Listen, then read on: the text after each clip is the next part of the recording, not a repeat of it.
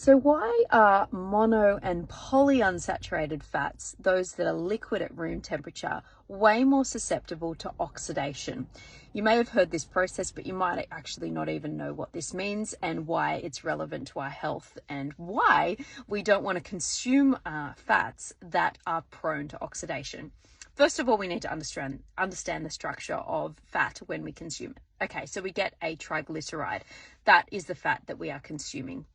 And each of these two triglycerides are going to contain a little bit of a variation in, a ratio of different fats. So, you're going to have 3 fatty acids coming off a glycerol backbone, and each of these fatty acids can be a combination. Basically, you might have like one that's polyunsaturated, one that's monounsaturated, one that's saturated. If you consume animal fats, you're more likely to have a all saturated. If you consume, say, I don't know, some kind of plant oil, it might be a mixture. If it's fully liquid at room temperature, it's likely going to be all 3 fatty acids are going to be polyunsaturated fats. But what does this mean? This basically means that if you imagine the whole long big carbon chain that is a fatty acid, they can either be fully saturated by hydrogens, which is a saturated fatty acid, or they might contain one double bond, which is a double bond between 2 carbons, or it might contain polyunsaturated, which means it's got many double bonds. Why is this relevant when it comes to oxidation? So what occurs in this process is basically step number 1, a hydrogen is going to be taken from the fatty acid. This can only occur where there is a double bond. So basically some other molecule is going to come around and steal a hydrogen. This is what happens when the fat is exposed to light, exposed to heat, or exposed to metals, like for example, iron, copper, etc., etc. They're going to steal a hydrogen. This is a problem because it makes it more susceptible to being changed by an oxygen molecule. Now, as we know, oxygen is in our environment everywhere. It's inevitable. So if this hydrogen has been taken from the fatty acid, then it's going to be exposed to oxygen. Oxygen is then going to jump onto the fatty acid, because you imagine you've got a O2 that's going to jump onto the fatty acid. What happens then? Well, it's still not satisfied. It wants another hydrogen to make sure that it is a satisfied bond. So basically, it's going to then go to the next fatty acid and take another hydrogen. You might have heard of this cycling process. This is why it's occurring. We've taken a hydrogen, then the oxygen has jumped on board, but it's not satisfied, so it wants another hydrogen, and the process continues.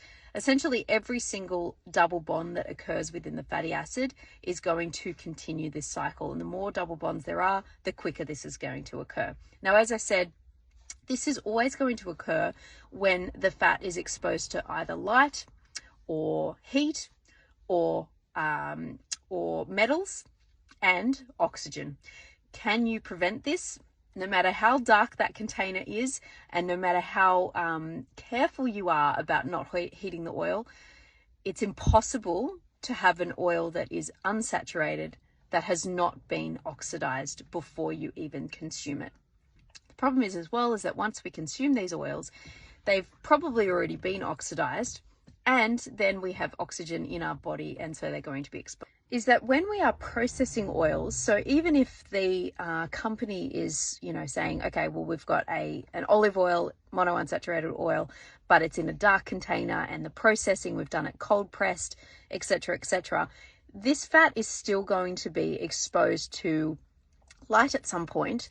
The processing is likely done within a metal container, which is going to expose it to the metal in the first place.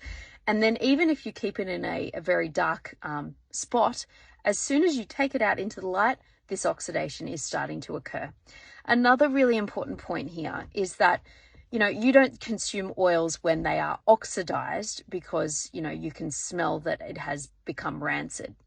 But all of this process has actually occurred before we even are able to detect changes in the smell, the taste, and detect rancidity in a fat. So essentially, by the time you have consumed that fat, even if it tastes, smells, and doesn't taste rancid, doesn't smell rancid, it has already been oxidized. It's not until we actually start to break down this fat, which happens down the line, basically once this cycle has occurred a certain number of times and it starts to become unstable, that we actually start detecting changes in the taste, smell, and rancidity. So I think that's really important to understand as well. So what happens then when we consume these fats? This isn't great for our body, because when we start to, put these fats into our cells, etc., they're going to start causing issues, because essentially this process is continuing. We're stealing the hydrogen, we're inserting oxygen, and we're stealing more hydrogen. This process is continuing. If we imagine that these fats are actually making up our cell membranes, etc., we're putting them into our own body to use them for certain things, they're not going to work properly. So if you imagine this is going to stimulate inflammation, and this is going to stimulate oxidative stress, our capacity to break down these products as well that occur when we are manipulating these fats within our body is finite. We have certain enzymes that break these down, but with all the exposure to other things that we're exposed to throughout our life, this capacity becomes lower and lower. So it's very important to understand when we are thinking about polyunsaturated fats and even monounsaturated fats, that when you are consuming these, it is impossible that they are not oxidized and they are not pro-inflammatory by the time we've actually consumed them.